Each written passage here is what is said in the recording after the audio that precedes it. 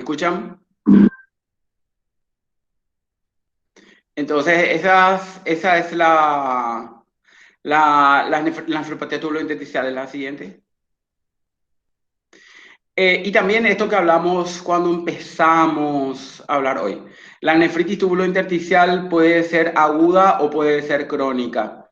Y el tiempo es muy importante. Cuando nosotros hablamos de enfermedad renal crónica, estoy tratando de unir cabos, de conectar puntos, como decía Steve Jobs. Entonces, quiero conectar puntos. Entonces, cuando hablamos de enfermedad renal crónica, dijimos un fracaso renal que tiene más de 3 meses se considera una enfermedad renal crónica. Antes de los 3 meses se considera todavía una insuficiencia renal aguda. Muy bien, si yo tengo una nefritis tubulointersticial que dura más de 3 meses, estoy hablando de una nefritis intersticial crónica. Si tengo menos de 3 meses, estoy hablando de una nefritis intersticial aguda. ¿Y qué diferencia hay entre ambas en su forma de presentación? La nefritis tubulointersticial aguda generalmente es abrupta, o sea que yo tengo una funcionalidad renal bien hoy y dentro de 3 días tengo una falla renal importante. Entonces, eso significa abrupto. Muchas veces encuentro la causa, efecto, para saber por qué esto está ocurriendo. Y el índice de filtración glomerular tiene un trastorno y tiene una falla residual, pero tiene un trastorno, hay un aumento de la urea y la creatinina en este caso. Y cuando tengo un trastorno crónico, es una situación, una noxa, una injuria crónica que le va afectando crónicamente a mi intersticio y que el intersticio va teniendo un cuadro fibrótico que con el paso del tiempo me puede llevar a una insuficiencia renal crónica que se caracteriza por disminución del número de nefronas, o sea, se fibrosa todo el intersticio y aparece un trastorno irreversible a nivel del riñón. Entonces, puedo tener una nefritis intersticial aguda con potencialidad de recuperación si identifico el factor causante de manera temprana, o puedo tener una enfermedad renal crónica en donde no identifico la causa y progresivamente se va fibrosando mi tejido renal, y cuando aparece la fibrosis ya es el punto que de no retorno, ya no puedo regresar eso, la fibrosis genera más fibrosis y tengo finalmente una enfermedad renal crónica. La siguiente. Entonces, la nefritis intersticial aguda se asocia a falla renal aguda. Puede ser mediada inmunológicamente y histológicamente hay un infiltrado de células inflamatorias y hay importante edema a nivel del intersticio renal.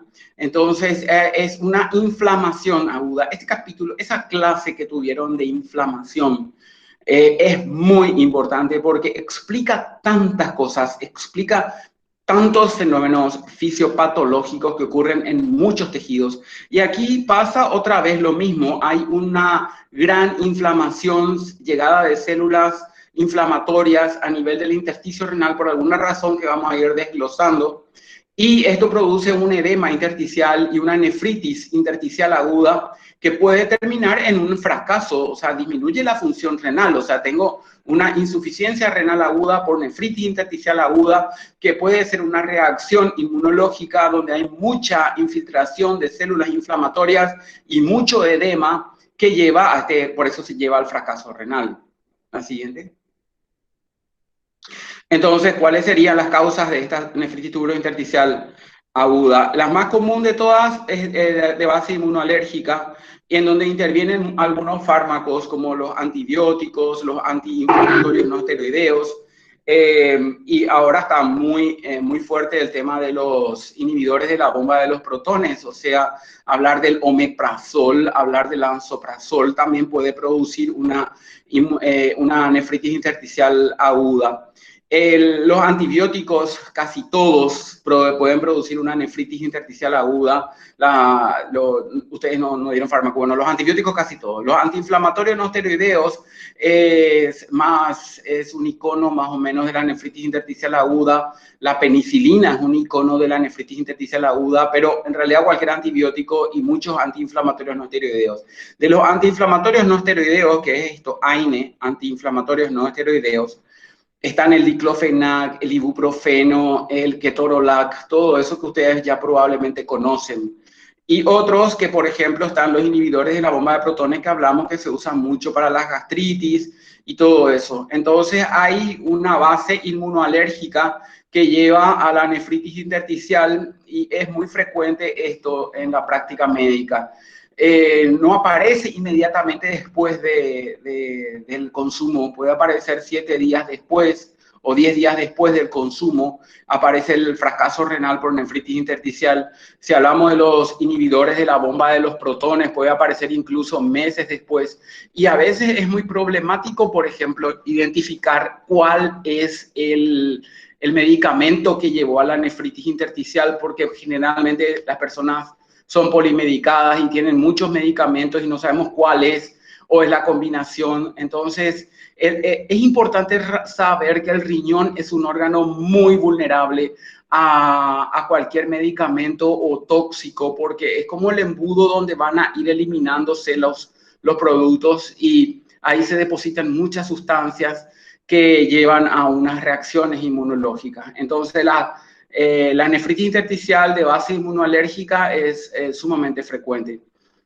Profe, Sí, te y escucho. eso se ve también o sea, en gente de nuestra edad, ¿verdad? Porque yo sé que hay muchas personas que consumen mucho omeprazol o inclusive AINES, ¿verdad? Para, qué sé yo, que van al gimnasio y después consumen un ibuprofeno.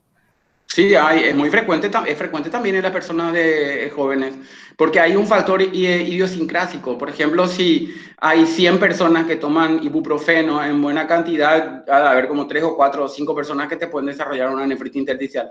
No le pasa a todos, pero es el factor causal.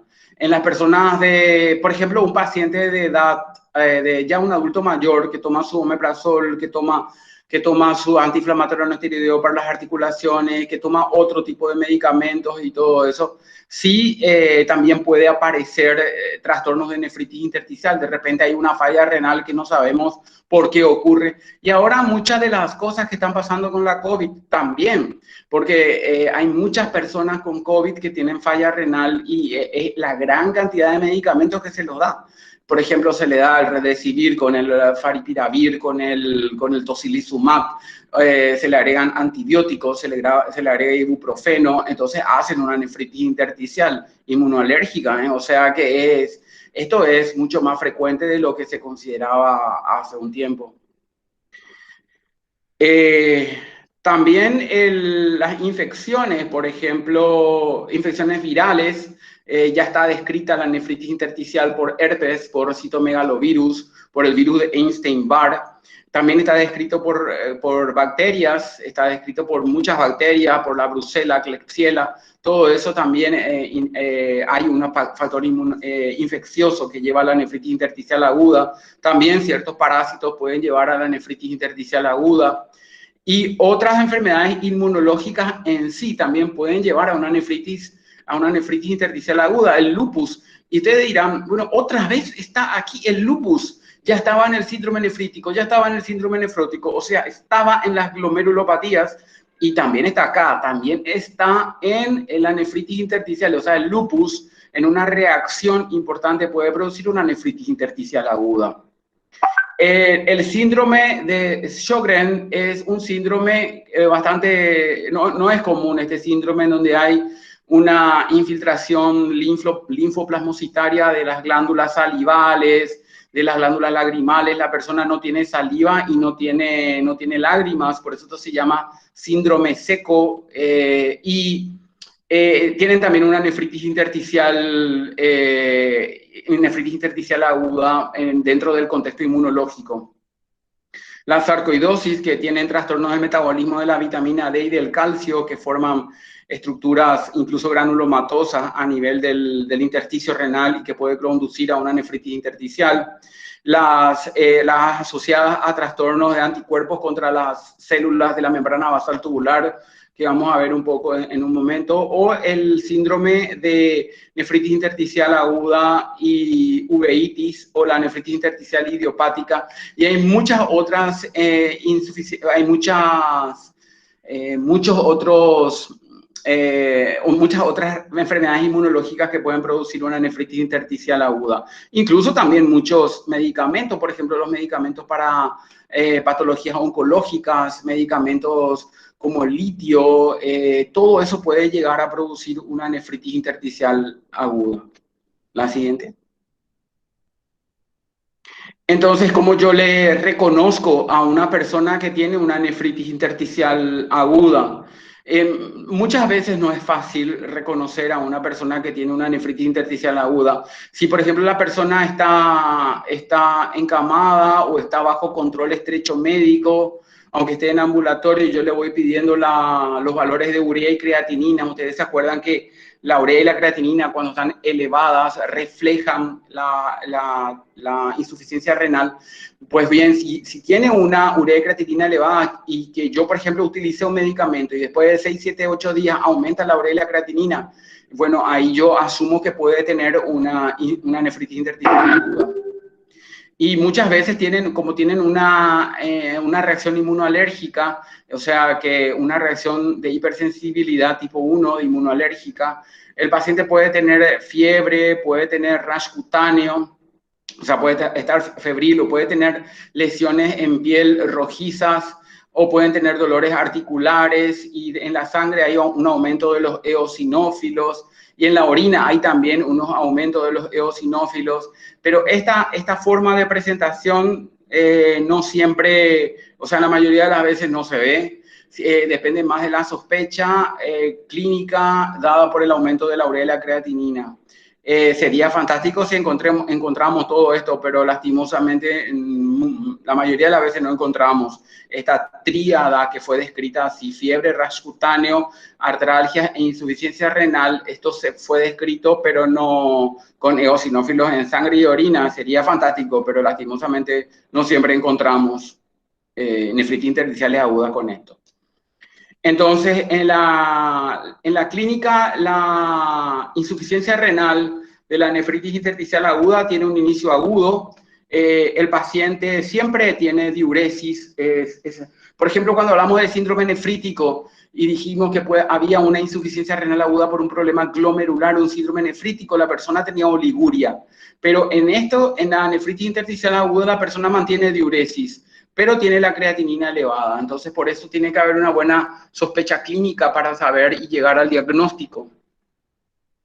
Le hago un análisis de orina y la persona está eliminando muchos leucocitos, tiene glóbulos rojos en orina, tiene pequeñas cantidades de proteínas en la orina, o sea que es un sedimento urinario, o sea, en el análisis de orina tiene un sedimento urinario con muchas células. También si es que la lesión radica principalmente a nivel del túbulo proximal, o sea, la nefritis intersticial que afecta la función del túbulo proximal, puedo tener glucosa en orina con una glucemia normal. Esto lo recalco porque si yo tengo una hiperglucemia, digamos, soy diabético y tengo hiperglucemia, y tengo, por ejemplo, 500 de glucemia, o sea, tengo una importante hiperglucemia, obviamente voy a tener glucosuria, pero por el transporte máximo tubular que ya estudiaron el año pasado de la glucosa. Pero si yo tengo una glucemia de 80 y tengo glucosa en orina, hay algo que no está bien. Eso quiere decir que mi túbulo no está reteniendo glucosa y es un problema del túbulo proximal. Esto es glucosuria con normoglucemia, entonces eso indica una lesión a nivel del túbulo proximal. Puedo tener aminoacidurias o fosfaturias con hipofosfatemia y bicarbonaturias con acidosis metabólica hiperclorémicas. Cuando tengo un trastorno a nivel del túbulo distal, puedo tener una disminución de la capacidad de concentración urinaria y mi orina es más diluida, es como agua, porque no puede concentrar mi orina.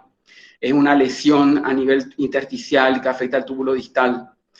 Puedo tener una nefropatía pierde sal, puedo tener trastornos del potasio y una acidosis renal. O sea que todo esto puedo tener y detectado laboratorialmente cuando tengo una nefritis intersticial aguda. La siguiente.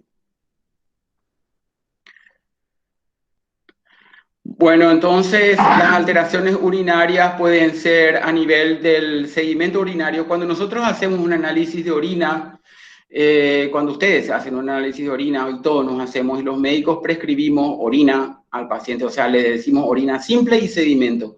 O sea, siempre nosotros pedimos las dos cosas, orina simple y sedimento. Y el sedimento significa la presencia de células en la orina. Y si es que esta persona tiene una nefritis intersticial aguda, tiene muchas células, tiene leucocitos, cilindros de leucocitos, eritrocitos, o sea, la orina es muy celular, entonces tengo que pensar que que es el reflejo de una inflamación intersticial. Hay una eliminación de proteínas, pero esa eliminación de proteínas nunca alcanza un rango nefrótico, digamos. Hay defectos tubulares, tengo glucosa en orina, bicarbonato en orina, fosfaturia, una acidosis tubular renal proximal. Si tengo defectos distales, tengo trastornos del potasio con tendencia a la hiperpotasemia y tengo una nefropatía pierde sal. Y si tengo un defecto a nivel de las médulas del intersticio, puedo tener incluso pérdida de sodio por la orina con una fracción de excreción de sodio mayor a 1. O sea que puedo tener una nefropatía pierde sal. La siguiente. Bueno, ¿cómo vamos acá, Lorena? ¿Alguien tiene que leer, leo yo? ¿Cómo hacemos?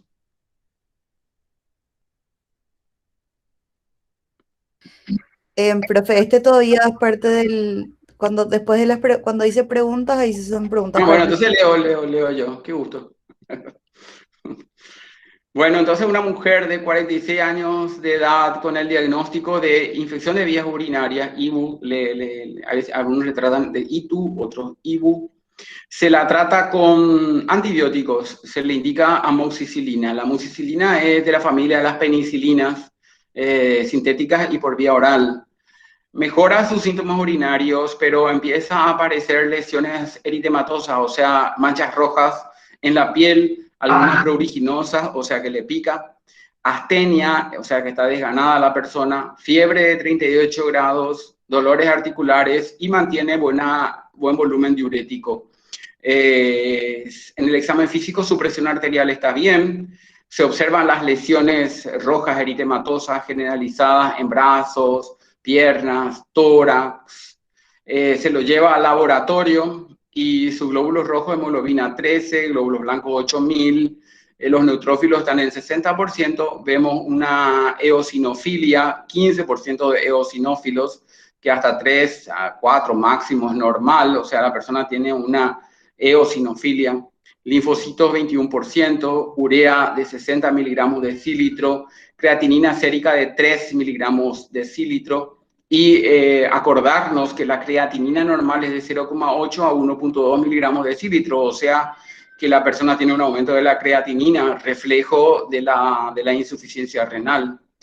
La glucemia está en 80 miligramos de decilitro, sodio 135 miligramos de decilitro, potasio 7 mil equivalentes, pero sodio 135 mil equivalentes litro, potasio 7 mil equivalentes litro, o sea, tendencia a la hiperpotasemia y tendencia a la hiponatremia.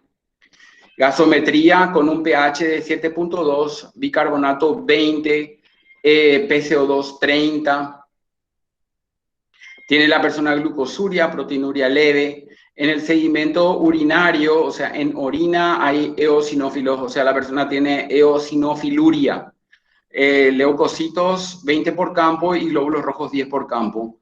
Y el sodio urinario aumentado. Esta es una historia típica de una nefritis intersticial aguda. Si ustedes tienen una persona que tiene todo esto, digamos que tiene una nefritis intersticial de libro, porque así tener todas estas cosas juntas es muy difícil que encontremos. La siguiente. Acá ven ustedes las lesiones en piel que aparecen en las personas que tienen rash cutáneos. ¿Ven esto? Las lesiones del rash cutáneo o en la rodilla, aquí en la parte posterior del brazo. Si a esto se agrega una insuficiencia renal, entonces es seguro que hablamos de una nefritis intersticial aguda. La siguiente. El diagnóstico de nefritis intersticial aguda yo establezco por el antecedente de ingestión de antibióticos, por la fiebre, con las lesiones en piel y ciertos dolores articulares. Así yo llego al diagnóstico y en el laboratorio veo que hay un aumento de los eosinófilos, puedo tener hiperpotasemia, aumento de la urea creatinina, acidosis metabólica, sodio urinario aumentado, glucosuria en orina, muchas células, leucocitos, hematuria, eosinófilos. Así llego al diagnóstico, pero vamos, esto es muy lindo, pero hay muchas personas que no tienen mucho de esto y que es muy difícil identificar cuál es el agente que le llevó a la nefritis intersticial aguda. Entonces, como yo sé que la persona está en insuficiencia renal porque aumenta la urea y la creatinina. La urea y la creatinina son dos datos laboratoriales que siempre se tienen que pedir a todas las personas que se hacen un análisis. A todas las personas que se van y se hacen el análisis, ustedes cuando sean médicos, todo el mundo le va a preguntar, hacemos una orden de análisis, y ustedes van a tener que poner siempre urea y creatinina, especialmente en personas que están tomando medicamentos, que casi todas son así, y por alguna que otra razón siempre tienen que ver si tienen la urea y la creatinina, en qué valor lo tienen. Una inflamación tubulointersticial con leucocituria, hematuria, alteraciones tubulares, por ejemplo, aparece glucosa en orina con glucemia normal, que esto es raro, proteína leve, hay un trastorno en el sodio, un trastorno en el potasio en la orina, tiene acidosis, entonces todo eso yo voy conformando con esto el diagnóstico de una nefritis intersticial aguda. La siguiente. Mire que es muy importante que ustedes identifiquen la nefritis intersticial aguda de manera temprana, por lo que les dije hace un rato. Si pasa el tiempo, esa nefritis intersticial puede ser crónica y ahí ya no tengo forma de retroceder el cuadro y esta persona va a una enfermedad renal crónica. Por lo tanto, la detección, el diagnóstico, la sospecha de que esta persona tiene una nefritis intersticial aguda le puede cambiar la vida a la persona. ¿Cuáles sería el mecanismo de la lesión renal? Hablamos que la mayoría de las nefritis intersticiales tienen una base inmunoalérgica, presencia de lesiones dérmicas, eosinófilos en sangre y en orina. Es un mecanismo inmunoalérgico y también tiene mucho que ver con el mecanismo idiosincrático. O sea, hay personas que desarrollan más importantemente la lesión que otras que a lo mejor toman el mismo medicamento pero no le hace nada y a otras personas les lleva la nefritis intersticial. Esto es la medicina, es lo mismo que ustedes vengan acá ahora con la COVID. Una persona puede tener COVID y no hacerle nada y otra persona tener un severo problema respiratorio. O sea, ¿cuáles personas tendrían una u otra manifestación clínica? Es muy difícil saber, es casi imposible saber. Entonces, esta lesión renal tiene un mecanismo inmunoalérgico y hay una gran infiltración leucocitaria, puede haber una gran infiltración de agentes de eosinófilos y de liberación de todo, una hipersensibilidad tipo 1. La siguiente. Entonces, los mecanismos de daño tubulointersticial serían por lesión renal, lesión directa, por citotoxicidad o dependientes de la dosis y duración de la exposición. Y es importante que ustedes se acuerden, dependientes de la dosis y duración de la exposición. Si obviamente una persona recibe una hiperdosis, va a tener más posibilidad de un efecto adverso del medicamento que otras. Y también si yo le doy mucho tiempo un medicamento a una persona, tiene también más posibilidad de producir una lesión intersticial. Otras veces, mecanismos indirectos como reacciones inflamatorias o inmunes o situaciones de idiosincrasia. La siguiente. Entonces, se fueron resumiendo algunas de las formas en las que pueden aparecer una reacción inmunológica a nivel del intersticio renal. Por ejemplo, un apteno. Apteno es una sustancia que no produce una reacción inmunológica, pero que si se une a una proteína o se une a otra cosa, genera una reacción inmunológica. Entonces, este apteno que no produce una reacción inmunológica se une a la membrana basal tubular y una vez que se une a la membrana basal tubular, le atacan los anticuerpos a la membrana basal tubular a la que se unió el apteno. Entonces, acá se produce una reacción inmunológica contra la membrana basal tubular. ¿Se acuerdan cuando hablamos de los mecanismos inmunológicos a nivel de los glomérulos y dijimos que a veces se forman anticuerpos contra la membrana basal glomerular? A veces también se forman contra la membrana basal tubular y a veces se forman contra los dos juntos, contra la membrana basal tubular y la membrana basal glomerular. Aquí en este caso es solamente contra la membrana basal tubular y se desencadena la respuesta inmune que empezó con un apteno farmacológico. A veces el fármaco libera alguna estructura bioquímica que se parece a la membrana basal tubular y eso genera una reacción inmunológica. Se genera una reacción inmunológica contra la membrana basal tubular porque hubo una reacción cruzada y esto lleva a que haya anticuerpos dirigidos contra la membrana basal tubular. Otras veces hay algunos antígenos, digamos, algunos fármacos o estructuras bioquímicas de los fármacos que se alojan a nivel del intersticio, que actúa como un antígeno y se genera una gran reacción inmunológica contra ese antígeno y aparece una reacción por un antígeno fijo, aparece una gran reacción inmunológica a nivel del intersticio.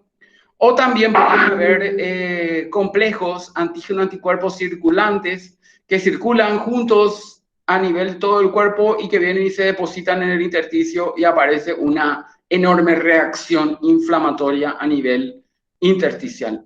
Entonces, la nefritis intersticial aguda por base inmunoalérgica puede ser por un apteno que se unió a la membrana basal tubular o un fragmento del fármaco que tiene una reacción cruzada con la membrana basal tubular, o puede ser por un antígeno o partes del fármaco que termina siendo un antígeno que está en el intersticio y que se genera una reacción inmunológica contra esa sustancia, y otras que se encuentran circulando y que se depositan en el intersticio renal.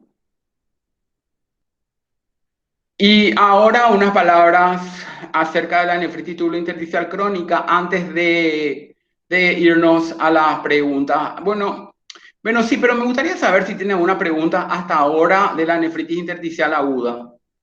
¿Hay algo que quedó un poco flotando? ¿Qué quedó? ¿Se entiende bien? ¿Qué piensan? ¿Qué dicen? ¿Qué sienten? Profe, entonces, ¿qué haces? O sea, ¿cómo procede? ¿Le quitas el medicamento y eso va a aliviar el problema? Sí, si yo puedo identificar, si por ejemplo toma un solo medicamento es más fácil, porque yo le retiro el medicamento y es esencial retirar el medicamento para que haya una mejoría. Se utilizan a veces corticoides de manera temprana para disminuir la inflamación, pero la retirada del medicamento es esencial para la mejoría del cuadro. Por eso tengo que identificar eso. Eso es importante, o sea, retirar el agente que está produciendo el problema y darle un antiinflamatorio de la familia de los corticoides, más o menos. Ese sería el tratamiento que tienen que recibir estos pacientes, porque el corticoide es un poderoso antiinflamatorio. Eso.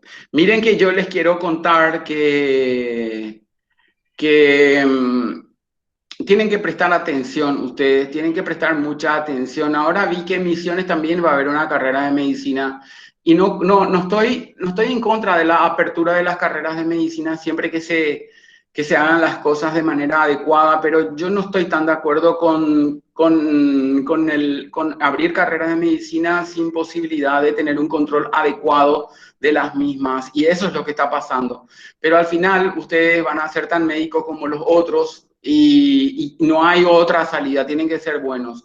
Tampoco estoy de acuerdo con esto de lanzar médicos sin entender cómo va el mercado, y porque eso sí es un rol de la universidad, analizar el mercado antes de producir no se puede producir 60.000 autos y tener 100 habitantes. O sea que el problema es más sociológico y real.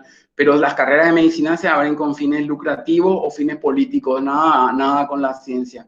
De resultas, lo que tienen que ustedes hacer es ser buenos, porque cada vez tienen menos opciones, ser buenos o nada, y eso es muy importante. O sea, la única forma de ser buenos médicos es que lo sientan, y lo primero es que lo sientan, y luego el resto ya viene después, la capacitación, el estar con el paciente, el generar ciencia. Los médicos generan ciencia, y algo les quiero contar en la clase de hoy que puede ser interesante para ustedes.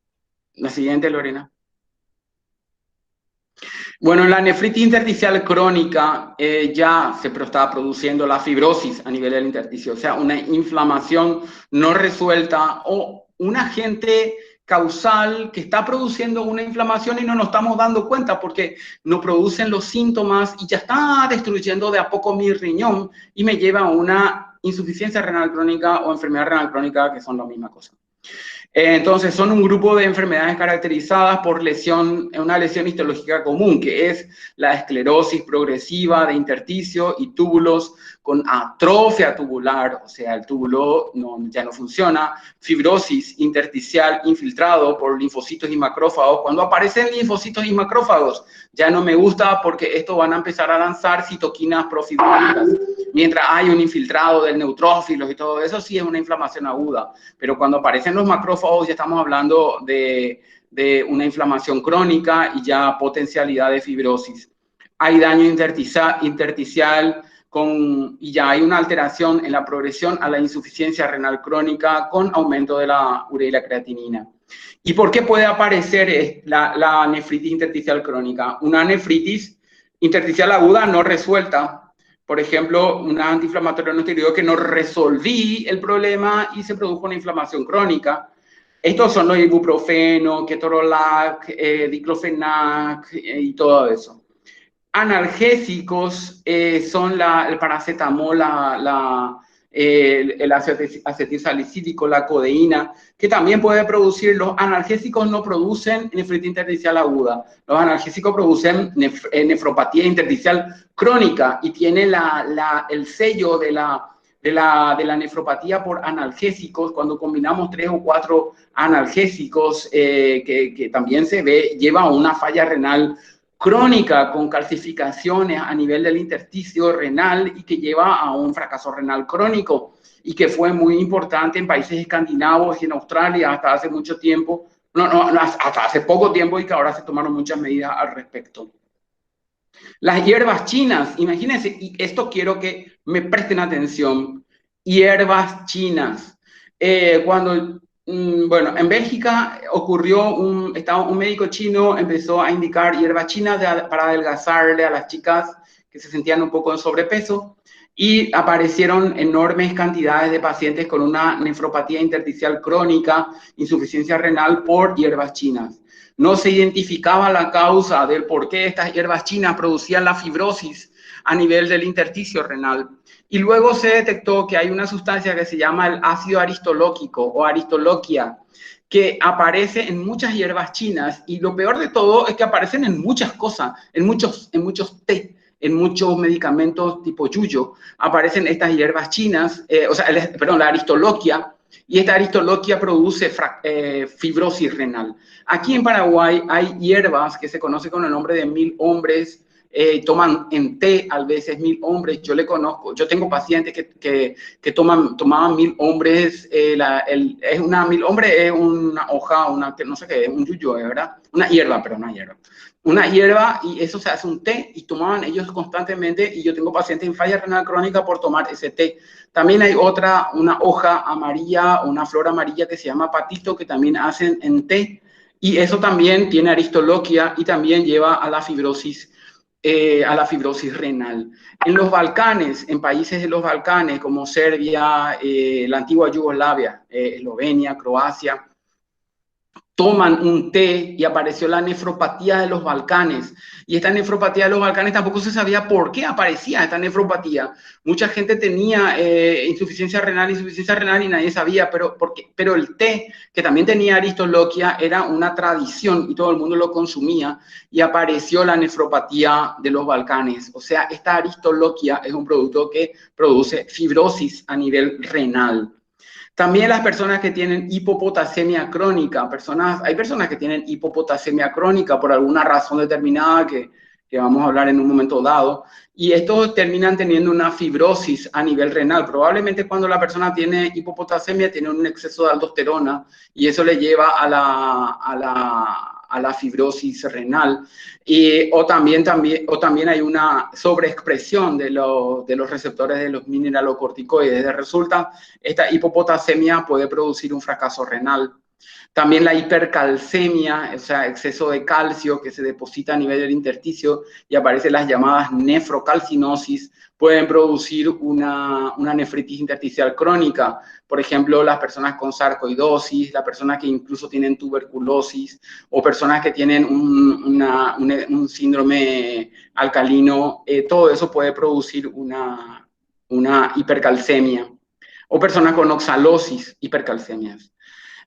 Patología inmunológica como la sarcoidosis o el síndrome de Sjögren, que hablamos que es el síndrome seco y que produce un infiltrado linfoplasmocitario que puede cronificarse a nivel de las glándulas salivares y lagrimales y también a nivel del intersticio renal.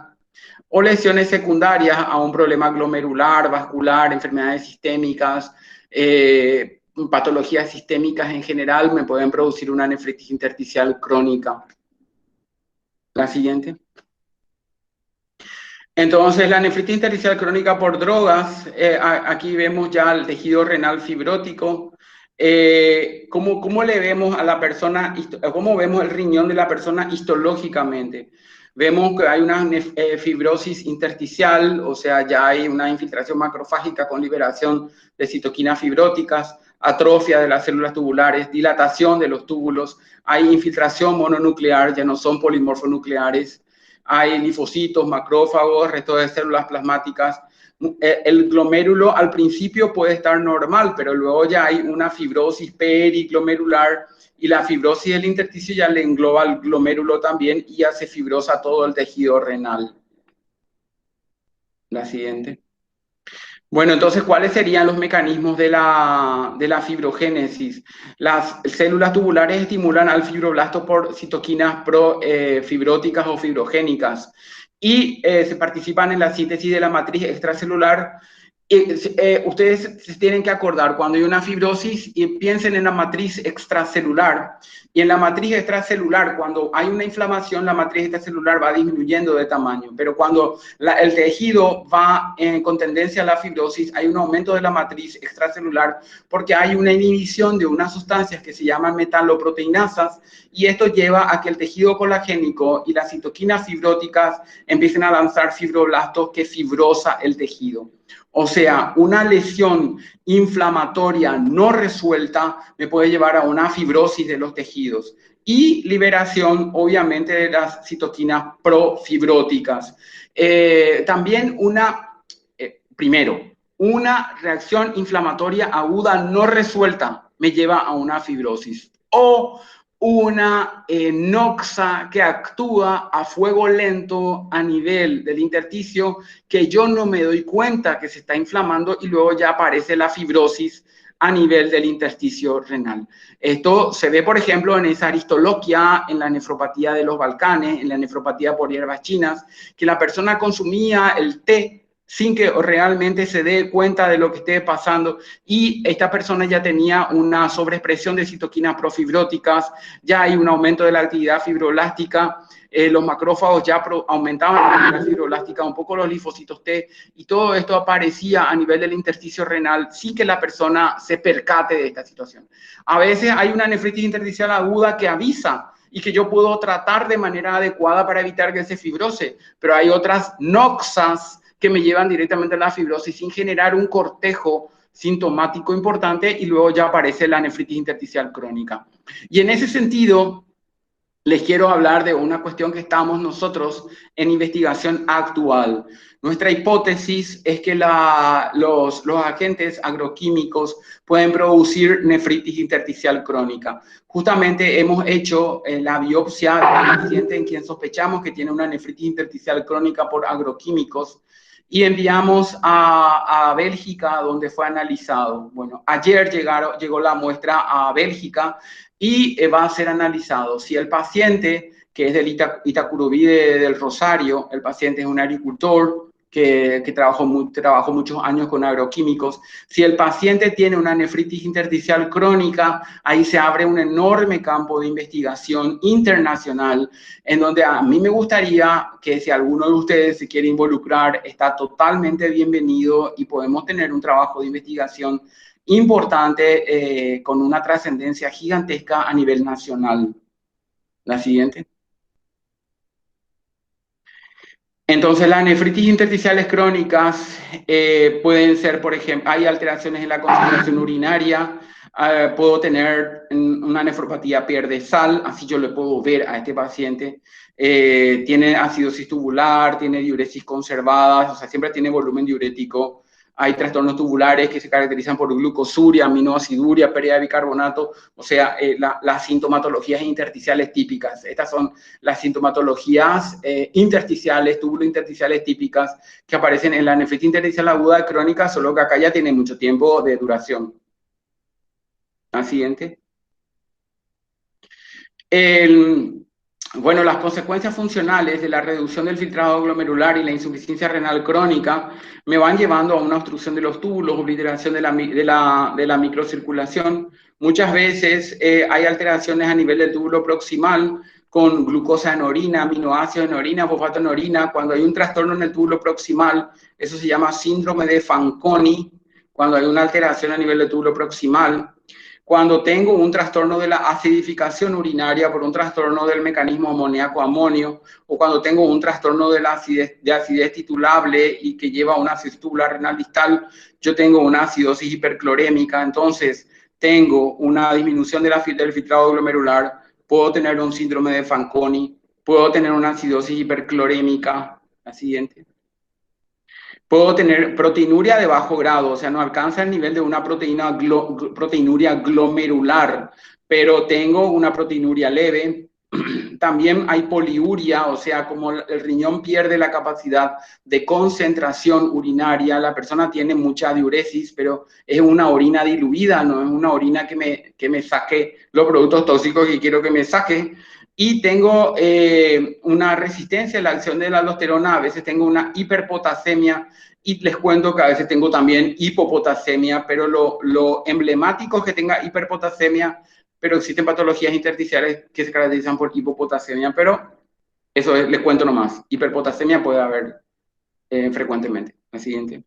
Puede haber una nefropatía pierde sal, porque el riñón, si elimina sodio, retiene potasio, entonces tengo hiperpotasemia y pierdo sodio. Eso generalmente ocurre a nivel de los túbulos renales, el intercambio.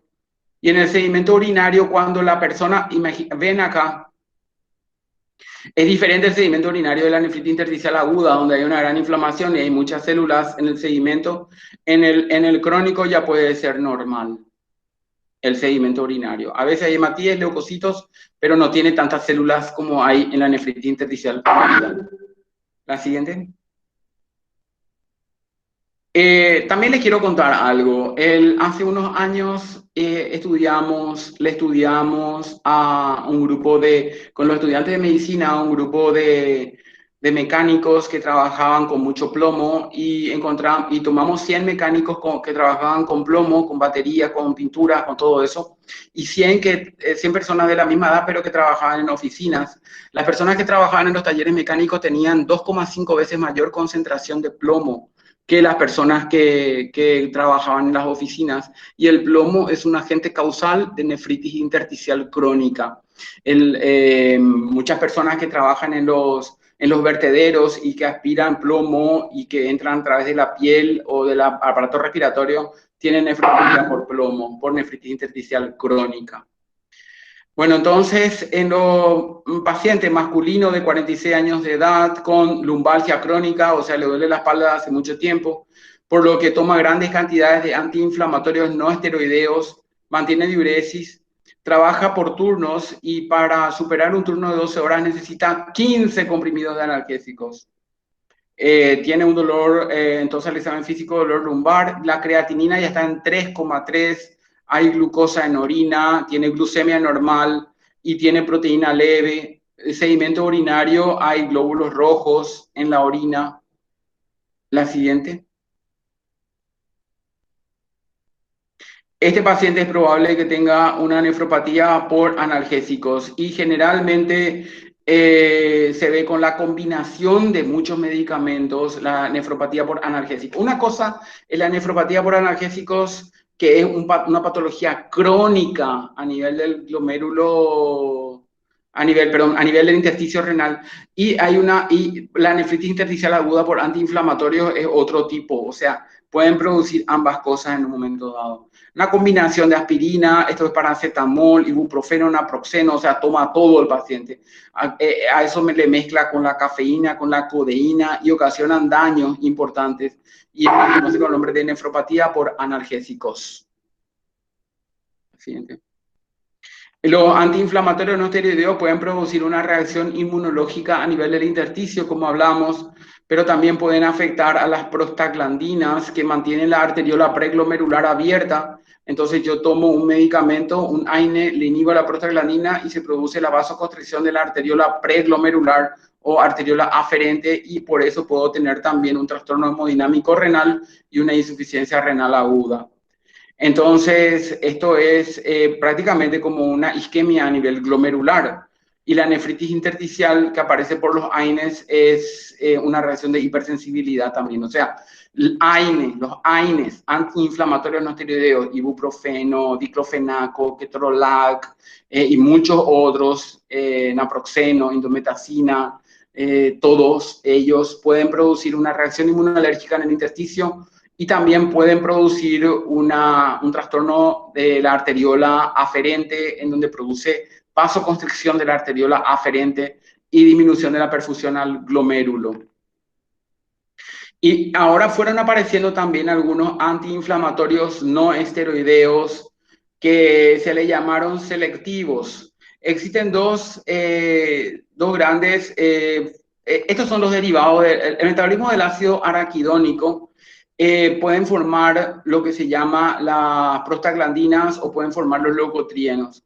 Las prostaglandinas son productos del ácido araquidónico y las prostaglandinas son las que mantienen la perfusión a nivel glomerular. O sea que si yo tengo prostaglandinas, mi arteriola aferente va a estar dilatada y eso va a perfundir mi glomérulo. Si yo no tengo prostaglandinas, mi arteriola aferente va a estar con vasoconstricción y no voy a perfundir mi glomérulo y voy a tener una insuficiencia renal. Pues bien, los antiinflamatorios no esteroideos le inhiben a la prostaglandina, por lo tanto hay una disminución de la perfusión en el glomérulo porque hay vasoconstricción de la arteriola aferente y eso me lleva a que haya una insuficiencia renal por isquemia. Y hablamos de los COX-1 y COX-2. Esto, les quiero contar esto porque los antiinflamatorios no esteroideos pueden producir, los antiinflamatorios no esteroideos le inhiben a la COX-1 y a la COX-2. Muy bien. Los antiinflamatorios no esteroideos pueden producir, por ejemplo, una gastritis. O sea, ustedes toman muchos antiinflamatorios y pueden tener una gastritis. Y esto lo hace actuando sobre la COX, inhibiendo la COX-1, y esto lleva a la gastritis. Pero en el riñón lo que funciona es la COX-2. Entonces, la COX-1 es constitucional y la COX-2 aparece de manera inducible. Esto le cuento porque no creo que la vayamos a preguntar, le estoy contando nomás ya. Entonces, la COX-1 tienen todas las personas en todos los tejidos y la COX-2 tienen las personas de manera cuando hay un proceso inflamatorio en sí.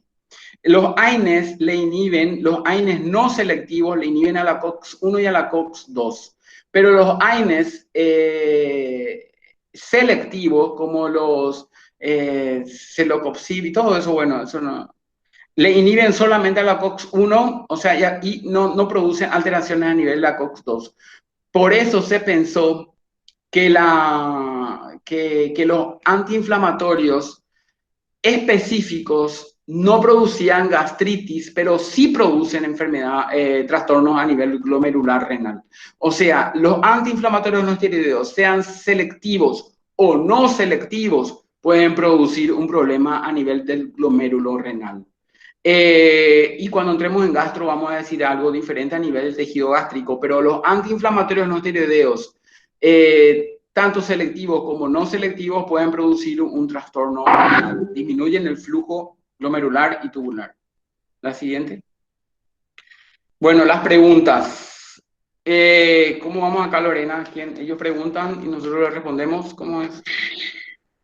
Si tienen preguntas que hacer el profe y también desarrollamos con ellos las preguntas que tenemos, pero ellos deberían responder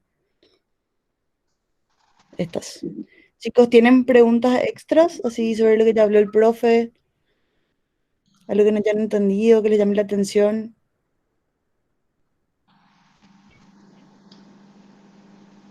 ¿No? Profe, Bueno, de 50 días para perder peso y eso también tienen eso que vos decís, ¿verdad? ¿Perdón, qué? ¿Cómo? Ahora, viste que hay esos té que dicen, qué sé yo, para adelgazar o 30 días, plan 30 días para perder peso. Que tengan aristoloquia, digamos. Sí, eso tienen No, también no, no, agricultura. creo que no tienen aristoloquia. Creo que no tienen aristoloquia. La aristoloquia es el que causa el problema y hay muchas regiones del mundo que toman como té y aquí también en algunas partes de Paraguay toman y tienen problemas renales, pero no, creo que ese plan 30 días no tienen aristoloquia. No, no Pero, creo. pero no está prohibido ya utilizar, o sea, ellos analizan, tienen que, o sea, está prohibido o baneado no utilizar aristoloquia en los té o recién. Está prohibido utilizar aristoloquia en los té, solo que a veces la gente del campo toma igual porque hace de manera casera, digamos. Prepara de manera casera los té. Entiendo. Pero no creo que haya una marca comercial que tenga aristoloquia hoy día. súper. Bueno, vamos a seguir con las preguntas, profe, ¿sí? Vale. Chicos, ¿alguien que quiera participar? ¿Que se anime a participar? Bueno, voy a mirar la lista un ratito. A ese estudio que les propongo lo que quiero que participen. Sí, es una oportunidad, chicos, súper ¿Qué hay que hacer para participar, doctor? ¿Cómo? ¿Cuáles son los requisitos que tenemos que Nada, hacer? querer participar. Eso es lo más importante. Tienen que comunicarse con el profe y preguntarle de qué se trata, qué está haciendo, en qué pueden ayudar. ¿Verdad, profe? Sí, ahora si sale esta muestra que enviamos la semana que viene vamos a tener el resultado. Si sale lo que esperamos, se va a hacer un gran plan a nivel de la facultad, digamos. Tenemos pensado, ya tenemos hecho el plan, va a ser muy interesante. Chicos, ustedes llegaron a... El profe está muy involucrado en todo lo que son las líneas de investigación de la facultad. No sé si, como le tocaron 2 años seguidos de pandemia, creo que posiblemente tuvieron muy poco contacto, profe, con lo que es eh, esa rama de la facultad, digamos, que es súper importante la investigación. Sí. Se destrozó todo esta pandemia. Sí. Pero se puede retomar. O sea, vamos a ver cómo salimos de esta. Vale. Bueno, chicos, Canela, ¿estás por ahí? Acá estoy, profe. Ok, genial. ¿Puedes leer, por favor? Sí, en un paciente con nefropatía tubular intersticial crónica por analgésicos, encontramos todo lo siguiente, excepto la pérdida de capacidad de concentración de orina, hematíes y leucocitos en el sedimento urinario, proteinuria de 4 gramos por 24 horas, glucosuria, aminoaciduria, pérdida de bicarbonato. Y la respuesta yo creo que sería el A, puede ser, o el C. No me acuerdo la cantidad de gramos, que era por 24 horas. Sí, o sea, puede haber proteinuria, ¿por qué? Me Porque acuerdo que hicimos hasta un gramo.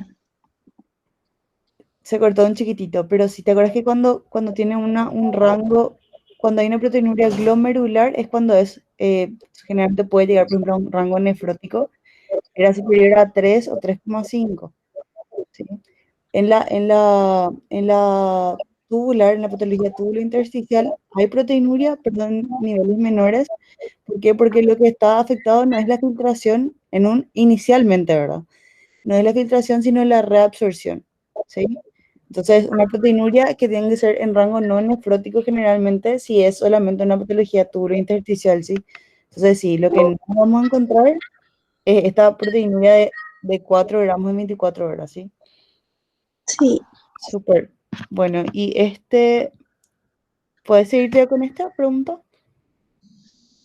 sí. En una nefritis tubulointersticial aguda se consideran defectos tubulares proximales todo lo siguiente, excepto glucosuria, hiperpotasemia, aminosiduria, pérdida de bicarbonato, fosfaturia. Y la respuesta es hiperpotasemia, Exacto, súper bien. ¿Por qué te parece? ¿Por qué es hiperpotasemia? porque dijo el profe que generalmente se presenta hiperpotasemia. Y la hipopotasemia también puede aparecer, pero no es tan común. Y eso era por el tema de la, de la secreción del sodio, porque cuando secreta mucho sodio absorbemos mucho potasio. Y esto era por la resistencia a la aldosterona. Sí, pero ¿sabes cuál es acá el truco de esta pregunta? Te habla de un defecto tubular proximal, ¿sí? Y la hiperpotasemia, el defecto de la aldosterona es en los distales. Lo más Mm, frecuente es que haya hiperpotasemia, pero puede también haber hipopotasemia. Y si vos tenés una resistencia a la aldosterona, como acabas de decir súper bien, va a haber un defecto en la secreción del potasio. Entonces vamos a tener una hiperpotasemia, ¿sí? O sea, lo que más frecuente encontramos es una hiperpotasemia, pero porque te dice defecto tubular proximal, esa es la que no corresponde, ¿sí? sí, ¿Se entiende? sí, sí, Dale, bien. genial, súper bien. Gracias, Canela. Anneliese Auxten, ¿estás por ahí?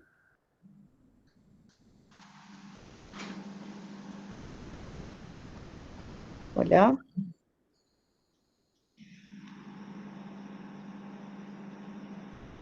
Auxten. Bueno, Batilana, Renzo.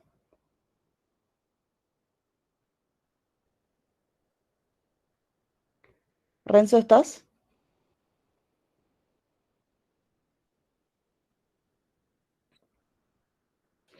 Ok, vamos a ver otra persona. Chicos, recuerden que cuando no responden, tenemos que revisar su presencia de la clase, ¿sí? Por lo menos digan que están ahí o lo que sea. Bueno, Jonathan Benítez. Hola, profe. Hola, Jonathan, ¿cómo estás? Muy bien. Genial. ¿Podemos ver este tema contigo, por favor? Sí, no hay problema. Dale, perfecto.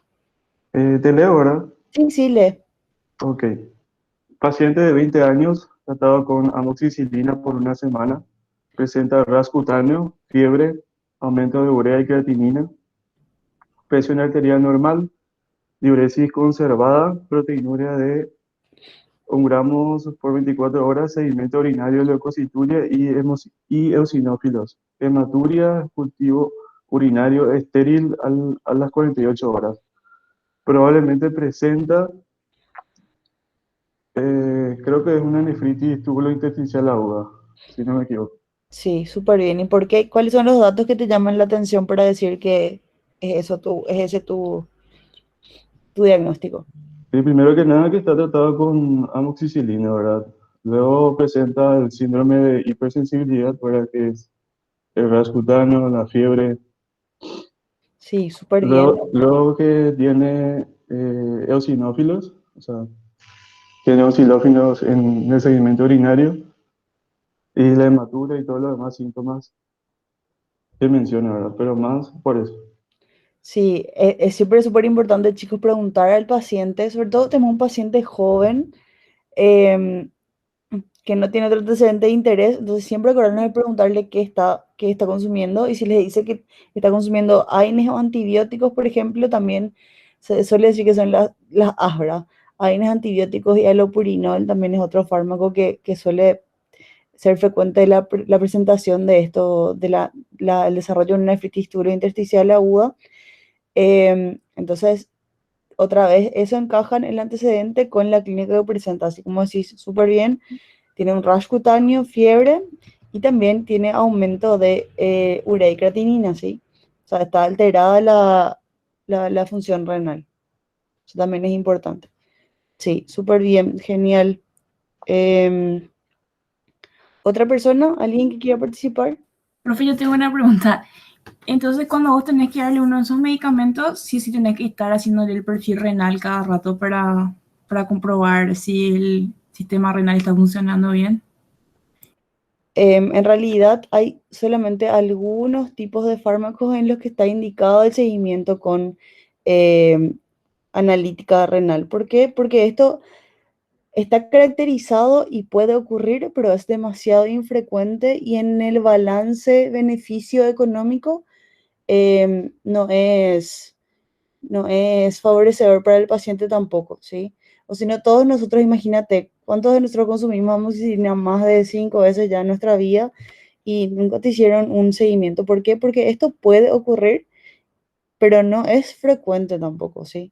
O sea, está caracterizado y cuando tenemos el cuadro de nefritis tubulointersticial aguda, tenemos que pensar en un antecedente de consumo antibiótico o farmacológico, pero al revés no. Tipo, si nosotros estamos utilizando el antibiótico, tenemos que tener en la cabeza que puede pasar, pero no es que tenemos que estar diciendo, no es una indicación para dejar, para no usar, ¿entendés? O para, ¿se entiende? Sí, súper. Yo me refería más también al alopurinol, por ejemplo. Pero sí, súper, gracias. Sí, sí. Ah, bueno, sí, no, en realidad que creo que con el alopurinol se hace, no estoy segura que si se hace seguimiento analítico de función renal. Profe, vos tenés... No, no, se hace. no se hace, pero hay situaciones, por ejemplo, en el que sí se sospecha mucho, por ejemplo, personas de la tercera edad, que personas, o sea, la clínica nos indica a quiénes fíjense que la medicina es mucho conocimiento, pero es mucho intuición también. Y esa es la diferencia entre los médicos buenos y los malos, porque si vos tenés si los dos médicos estudian muchísimo, uno puede ser mejor que otro porque tiene mayor capacidad de intuición. Está caracterizado, como dice Lorena, pero también uno sospecha, o sea, tiene una sospecha de alguna persona que tiene. A tu pregunta concreta, a todas las personas que tienen alopurinol le hacemos un control analítico para ver si tiene falla renal. No le hacemos un control analítico, pero de repente puede haber una persona que lo tenga, que tenga ese riesgo y nosotros tenemos que sospechar que sí. Pero la respuesta es no le hacemos a una persona que toma alopurinol de manera regular, urea creatinina, no le hacemos. Bueno, chicos, y una última, que es con el mismo caso.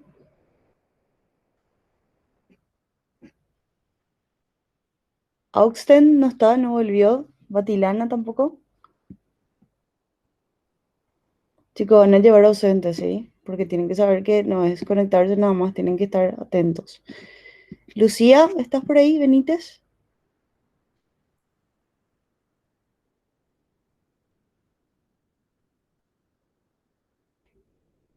Un poco. Bueno. em, María Cecilia Cáceres.